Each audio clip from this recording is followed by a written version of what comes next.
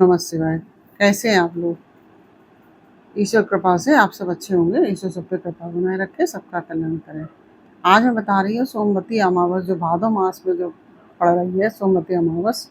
सोमवती अमावस उसको बोलते हैं जो कि अमावस सोमवार के दिन पड़ती है, उसको सोमवती अमावस के नाम से जाना जाता है, जो कि बहुत ही पुण्यदायी होती है। इस दिन भगवान शिव को अभिषेक करना आदि से बहुत लाभ मिलता है। और इस दिन पीपल के वृक्ष में पूजा आदि की जाती है और दान पुण्य का विशेष महत्व है। और इस दिन जो पितरों को भी तर्पण किया जाता है। पितर प्रसन्न होते हैं इस दिन तर्पण करने से। और जो भादो मास में आपकी बार सोमवती अमावस पड़ रही है, जो कि 2 सितंबर को है, सोमवार के दिन, और 2024 में। तो मैं आपको बताऊंगी कि अमावस्या कब है, यह मैंने बता दिया आपको, 2 सितंबर को है। और शुभ मुहूर्त, पूजा की विधि, पूजा सामग्री आदि सबके बारे में मैं आपको बताऊंगी। और इस दिन हम क्या करें क्या ना करें यह भी मैं आपको बताऊंगी। और किन मुहूर्त में हमें पूजा नहीं करनी है, यह आप विशेष रूप से ध्यान से सुनिएगा, क्योंकि कुछ मुहूर्त ऐसे होते हैं जिनमें पूजा नहीं की जाती है। और इसमें भगवान शिव की भी पूजा की जाती है, महामृत्युंजय का मंत्र आदि भी किया जाता है। तो आइए जानते हैं कि सोमवती अमावस के बारे में। क्योंकि जो सोमवार को अमावस पड़ती है उसको सोमवती अमावस कहते हैं, जैसा कि अभी मैंने बताया है आपको। और सोमवार जो होता है चंद्रमा का दिन होता है। और इस दिन अमावस्या को सूर्य और चंद्र एक सीध में स्थित रहते हैं, इसलिए यह पर्व विशेष पुण्य देने वाला होता है। और इस दिन व्रत रखने से सहस्त्र गौदान का फल प्राप्त होता है। और यह व्रत बहुत ही फलदायी है। ये समझ लीजिए कि आप द्वापर काल में, जब ये पांडवों को भी सोमवती अमावस्या का व्रत रखना था, लेकिन सोमवती अमावस उस काल में पड़ी ही नहीं थी। हम लोग बहुत भाग्यशाली हैं जो हम लोगों को सोमवती अमावस्या प्राप्त होती है। तो इस दिन विवाहित स्त्रियां जो हैं पीपल की पूजा करती हैं, और कन्याएं भी करती हैं, विवाहित स्त्रियां विशेष रूप से करती हैं। और पीपल की पूजा में दूध, अक्षत, पुष्प, चंदन आदि से 108 बार आदि से पूजा करती हैं, सुहा का सामान चढ़ाती हैं और 108 परिक्रमा करती हैं। कोई कोई तो 14 परिक्रमा भी कर लेता है, 21 कर लेता है, लेकिन ज़्यादातर 108 करने का विधान है इसमें। कोई कोई तुलसी की भी, जैसे मान लीजिए पीपल नहीं मिला है तो कोई कोई लोग तुलसी की भी परिक्रमा कर लेते हैं। मान लीजिए आप कहीं बाहर शहर में रह रहे हैं, वहाँ पीपल का वृक्ष आपको नहीं मालूम है कहाँ पे है, तो आप तुलसी जी की जो तुलसी मैया हैं उनकी परिक्रमा भी कर सकती हैं। उसमें पीपल की जगह तुलसी मैया की पूजा कर सकती हैं। तो तुलसी की भी पूजा कर सकती हैं। और इस दिन गंगा स्नान का विशेष महत्व है। गंगा स्नान करने वालों को समृद्धि तो मिलती ही है, साथ ही में दुखों की से निवृत्ति भी मिल जाती है। और इस दिन पितरों का तर्पण करने का भी विधान है। तो अमावस्या के दिन भगवान शिव महामृत्युंजय का जप करना चाहिए। और साथ ही भगवान शिव के अभिषेक का भी विशेष लाभ मिलता है इसमें। और मान्यता है कि ऐसा करने से आर्थिक तंगी दूर होती है और धन आगमन का मार्ग खुलते हैं। और जैसा कि जैसा कि अमावस्या जो होती है, हर महीने की अमावस्या में पितरों के निमित्त दिया जलाया जाता है, तर्पण किया जा सकता है। लेकिन सोमवती अमावस्या का विशेष महत्व है, जैसे कि पितरपक्ष की अमावस्या विशेष होती है। तो सोमवती अमावस्या में पितरों को तर्पण करने से कुंडली में जो पितृ दोष आदि का जो होता है प्रभाव कम हो जाता है। और साथ ही व्यक्ति को पितरों का आशीर्वाद भी प्राप्त होता है।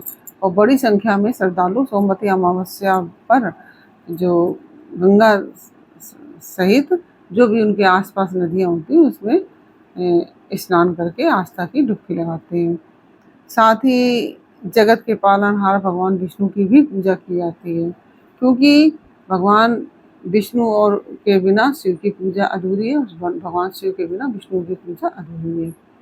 तो इसलिए, और सोमवती अमावस्या को गंगा स्नान करें। अगर गंगा स्नान नहीं करने जा सकते हैं तो आप घर पे ही बाल्टी में गंगा जल डाल लें पहले, और फिर उसमें जल मिलाकर स्नान करें।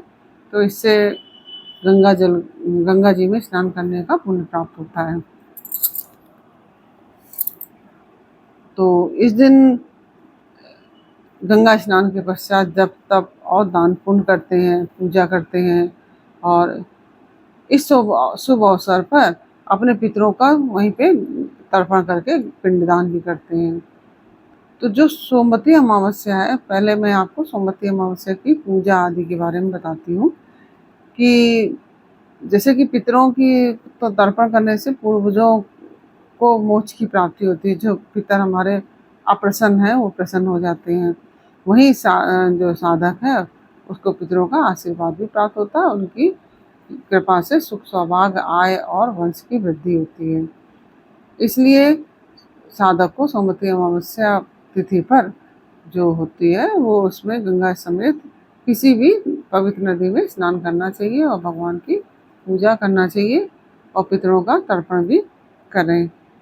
तो आइए जानते हैं कि सोमवती अमावस्या की शुभ मुहूर्त क्या है, और उसके बारे में मैं आपको बताने जा रही हूँ। तो सोमवती अमावस्या का शुभ मुहूर्त है पांचांग के अनुसार कि जो भादो मास की जो सोमवती अमावस्या तिथि है, जो कि अभी मैंने बताया 2 सितंबर को भारतीय समयानुसार सुबह 5:21 पर शुरू होगी। सूर्योदय के समय शुरू हो जाएगी और 3 सितंबर को सुबह 7:24 पर समाप्त होगी। इस प्रकार से ये 2 सितंबर को ही सोमवती अमावस्या मनाई जाएगी और इस तिथि पर गंगा स्नान भी किया जाएगा। तो 2 तारीख को ही सोमवती अमावस्या है। 2 तारीख को ही हम सब सोमवती अमावस्या मनाएंगे और गंगा स्नान आदि करेंगे और पूजा करेंगे, तर्पण करेंगे। ज्योतिषियों की माने तो सोमवती अमावस्या पर दुर्लभ शिव योग का निर्माण हो रहा है। इसमें जो योग है वह शिव योग पड़ रहा है। जो अपनी बार सोमवती अमावस्या को शिव योग का निर्माण हो रहा है और अमावस्या में भगवान शिव की ही पूजा की जाती है और शिव योग का निर्माण भी हो रहा है।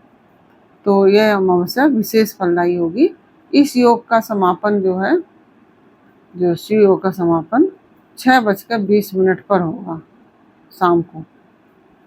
जो शिव योग है तो ये शाम को 6:20 तक चलेगा और इसके बाद सिद्ध योग का संयोग बन रहा है। विशेष दुर्लभ संयोग बन रहा है इसमें, और इस दिन शिववास योग का भी निर्माण हो रहा है। सोमवती अमावस्या के दिन भगवान शिव कैलाश पर विराजमान रहेंगे। इस योग में स्नान, ध्यान और पूजा पाठ करने से अमोघ फल की प्राप्ति होती है। सोमवती अमावस्या का बहुत विशेष महत्व है हमारे हिंदू समाज में। तो इस दिन गंगा स्नान करके पितर को तर्पण करें। व्यक्ति को पितृ ऋण से मुक्ति मिलती है तर्पण करने से। साथ ही साधक को पितरों का आशीर्वाद भी प्राप्त होता है और शुभ अवसर पर पीपल की पूजा उपासना करने से सुख और सौभाग्य की वृद्धि होती है। जो महिलाएं जो पूजा करती हैं उनको सुख और सौभाग्य को प्राप्त होती है। और इस दिन सुहाग का सामान अवश्य चढ़ाएं और दान पुण्य अवश्य करें। इस दिन दान करने का विशेष महत्व है। और भगवान जो पीपल में सभी देव निवास करते हैं, ब्रह्मा विष्णु महेश तीनों देवता निवास करते हैं। और इस दिन पीपल में 108 परिक्रमा अवश्य लगाएं। और महिलाएं जो हैं 16 श्रृंगार करके, अपना पूरा श्रृंगार करके, और जो भी चीज़ आप अगर 108 दान करते तो 108 जैसा आपके यहाँ होता है तो उतना वो आप करिए और पीपल की परिक्रमा कीजिए। इसमें कच्चा सूत लपेटा जाता है पीपल में और इससे भी हमें सौभाग्य की प्राप्ति होती है। तो इस दिन आप कच्चा सूत पीपल पर लपेटिए। सोमवती अमावस्या की जो पूजा है, इस दिन पूर्वजों की आत्मा को शांति के लिए दान पुण्य जो किए ही जाते हैं। इसके साथ ही अमावस्या पर महिलाएं सुबह जल्दी उठकर स्नान आदि करके पूजा का संकल्प लें और पूजा पाठ करती हैं। और सोमवती अमावस्या के दिन महिलाएं अपने पति की लंबी आयु के लिए, जो अपने सुहाग के रक्षा के लिए पीपल के पेड़ की परिक्रमा करती हैं। और इस दिन महिलाएं हैं जो पीपल की परिक्रमा करती हैं, उसका विशेष महत्व है।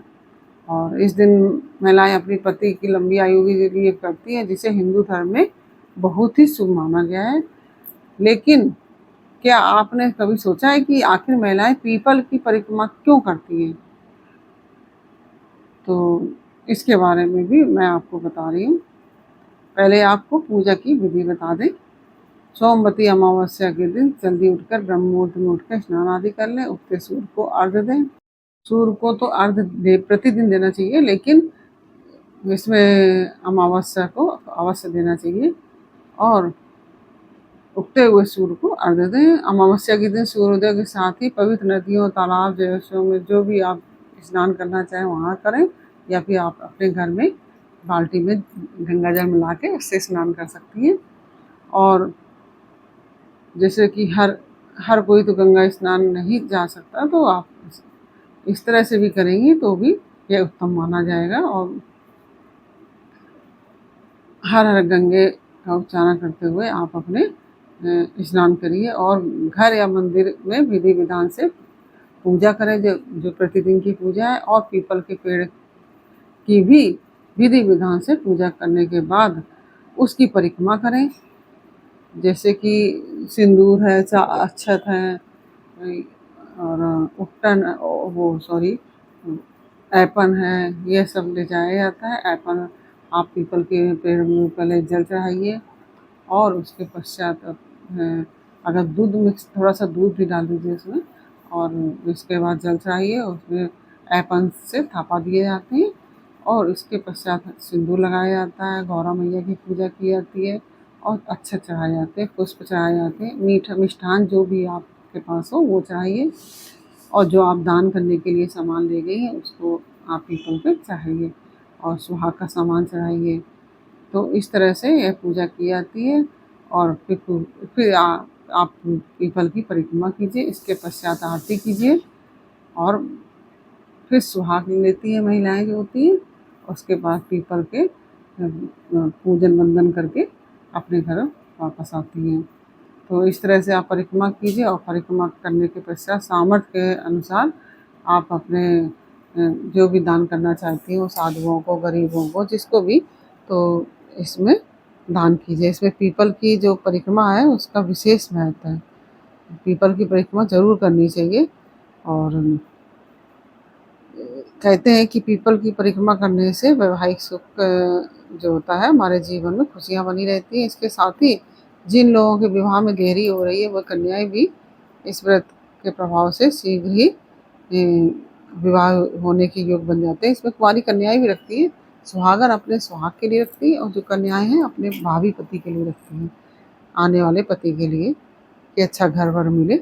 इसके अलावा जीवन में आने वाली परेशानियों से भी छुटकारा मिल जाता है, और धीरे धीरे सारी समस्याएं दूर हो जाती हैं।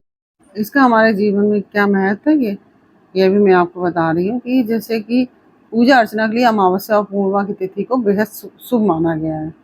हमारे धर्म में, हिंदू धर्म में जो अमावस्या है, पूर्णिमा विशेष मानी जाती है। इस दिन पूजा करने से देवी देवता आसानी से प्रसन्न हो जाते हैं और भक्तों पर कृपा करते हैं। जैसे कि पूर्णमासी को सत्यनारायण भगवान की कथा की जाती है, तो उससे भी भगवान विष्णु प्रसन्न होते हैं।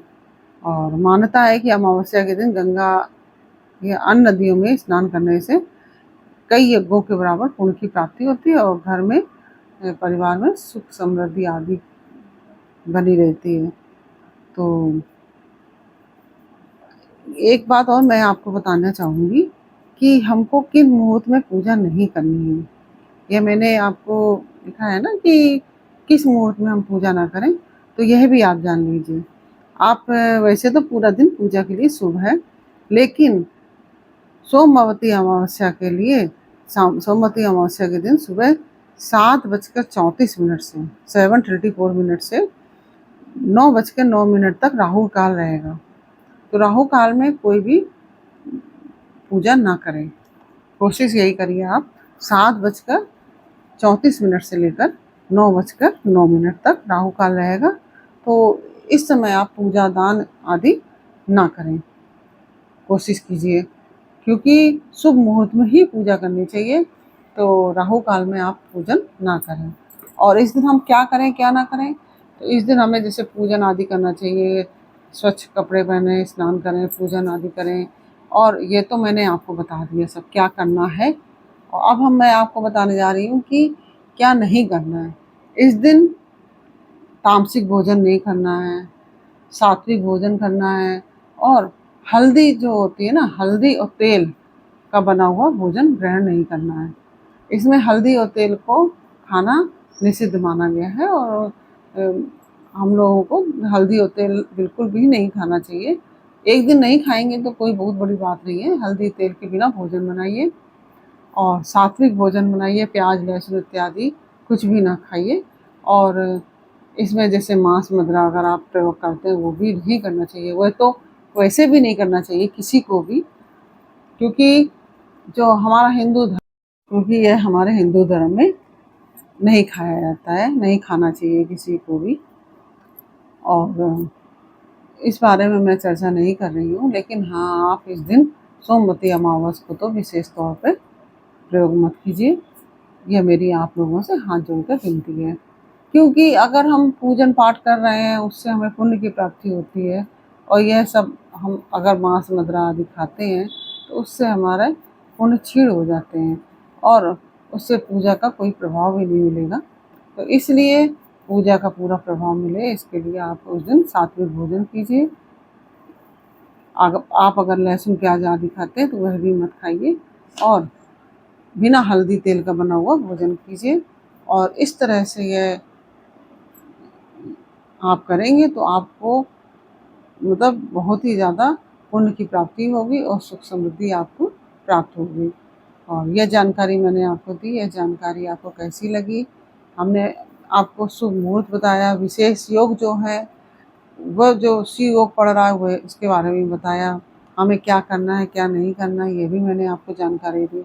ये सब जानकारियाँ आपको कैसी लगी ये मुझे कमेंट बॉक्स में अवश्य बताइए। अच्छी लगी हो तो वीडियो को लाइक शेयर अवश्य कीजिए और कमेंट में ओम नमः शिवाय अवश्य लिखिए। फिर मिलते हैं आपसे अगले वीडियो में एक नई जानकारी, एक नई कहानी के साथ। तब तक के लिए ओम नमः शिवाय, राधे राधे।